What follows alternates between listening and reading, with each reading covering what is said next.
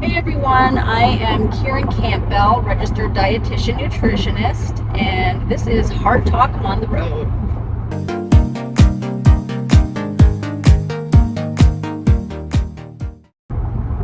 Today I wanted to talk a little bit about inflammation and how your diet basically influences the amount of inflammation in your body and can lead to certain diseases. So first I want to answer a few questions related to that topic.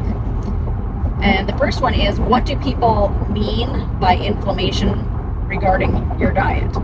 So when health professionals bring up the topic of inflammatory food in your diet, they're talking about foods that can trigger an inflammatory response after you eat them.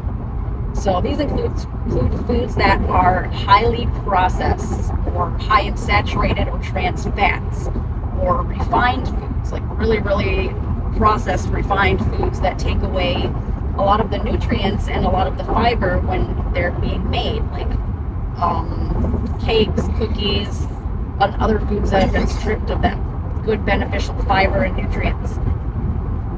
So what are some of the risks of inflammation? Well, the above inflammatory foods that I just mentioned should be really limited and avoided as much as possible, because it can lead to an exacerbation in some of your current health conditions and also lead to the development of chronic diseases over large periods of time.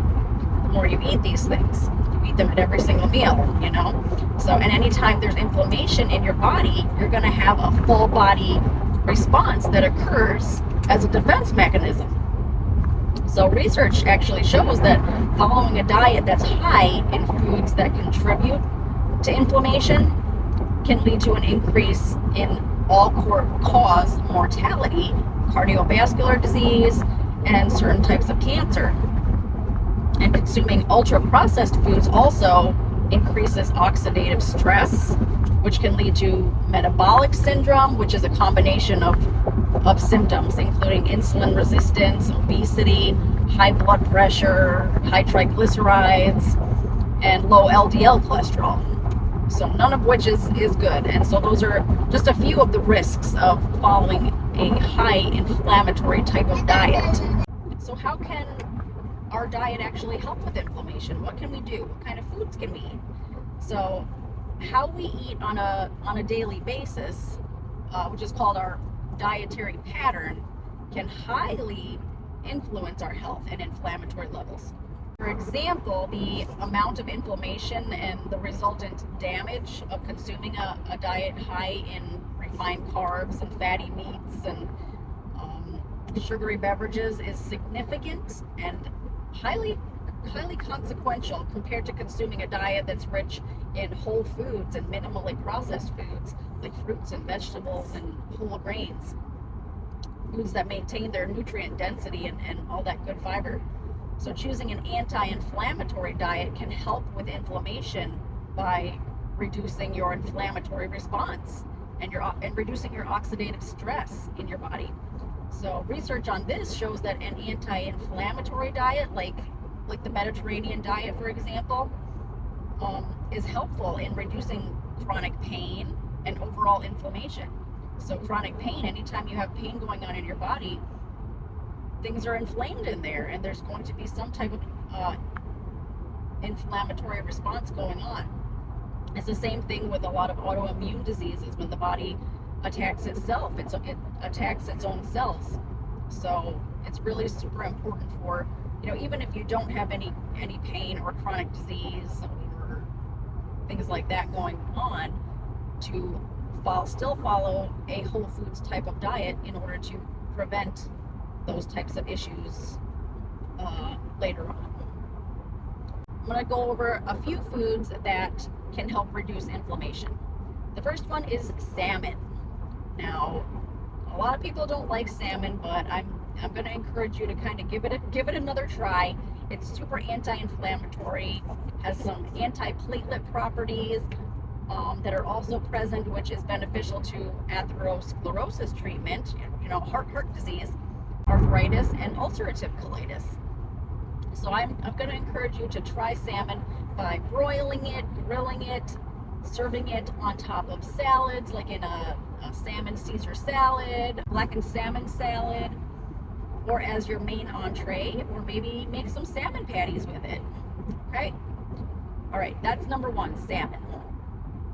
The second food is beans. Now, beans have phytochemicals that can improve blood cholesterol levels, glycemic status, they can provide vascular protection, and reduce markers of inflammation. So I'm going to encourage you to try beans in salads, bean burgers, or as a hot side dish like in baked beans. Number three is garlic. Now, garlic is known to have a whole bunch of different beneficial properties, like antioxidant and anti-inflammatory, antimicrobial, in addition to all the cardioprotective benefits. It is extremely versatile. It comes in a whole bunch of different forms: whole garlic cloves, garlic powder, minced garlic, you name it. So it can be used in soups, tacos, sauces, and literally everything, pretty much everything. I use it often. I go through a heck of a lot of garlic powder and minced garlic, which are my two preferred ways to use it. The fourth anti-inflammatory food I recommend is extra virgin olive oil.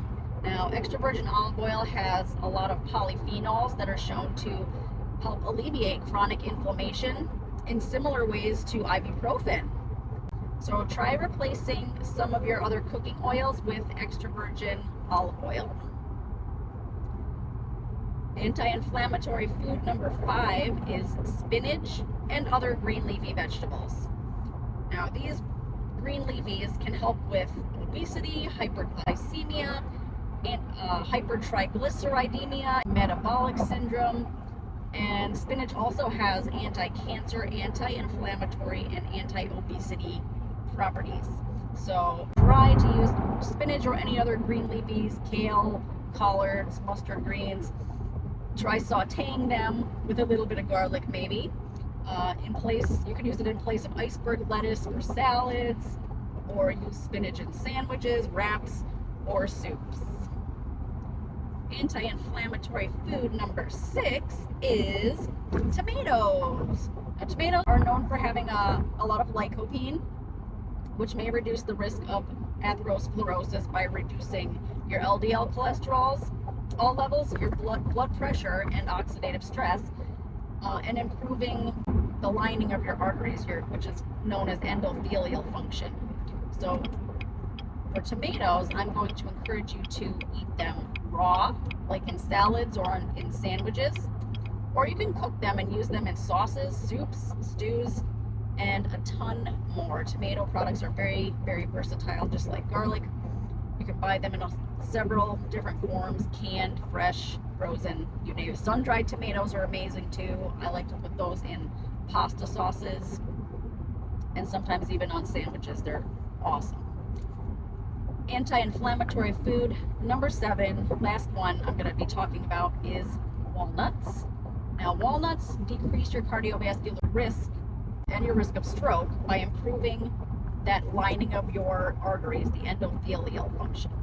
They decrease oxidative stress and some markers of inflammation as well. And walnuts can also decrease your risk and progression of brain disorders like Parkinson's disease and depression. So try eating walnuts raw as a snack. You can sprinkle them in salads. You can roast them with spices to make them taste, different ways.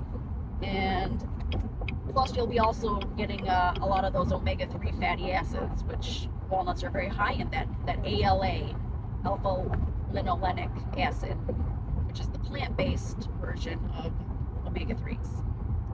Okay, and one more question I want to answer about inflammation and ways you can reduce inflammation are: what are 3 foods to eat in moderation if you're trying to reduce inflammation, and why should you limit them from an inflammation standpoint?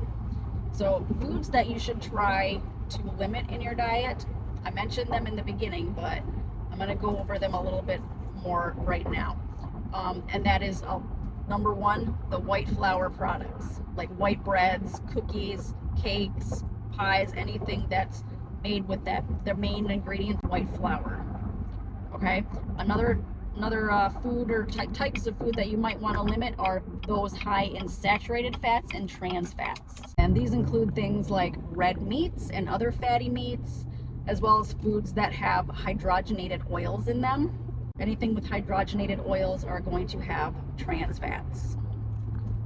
And finally, the last type of food or food group that you're going to want to limit are those that are high in added sugars. So those should be minimized. These include sugary beverages and a lot of dessert items. So from an inflammatory standpoint, an inflammation standpoint, all these foods can cause inflammation by adding excess calories, excess fat, or excess sugar, which can lead to weight gain, obesity, high blood pressure, elevated blood sugars, metabolic syndrome, which is that combination of different health concerns, and so on. So all those things kind of add up and add to the inflammation going on in your body, and it's never a good thing. It's a vicious cycle. So I hope this video helped you understand a little bit more about inflammation and how it relates to your diet and your eating habits, how you can eat healthier to reduce inflammation. I hope you learned a little bit about, some more foods, different types of foods, specific foods to help reduce your inflammation. And 3 types of foods you should reduce or avoid in your diet to reduce inflammation. So thanks so much for being here. If you liked this video, make sure to click that like button, and don't forget to subscribe to my channel so you can get notified when I add any new videos.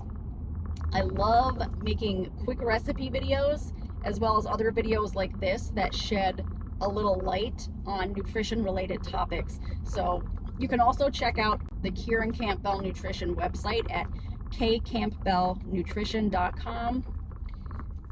And that has tons of recipes and articles relating to heart health. So until next time, stay heart healthy and safe, and take care, guys.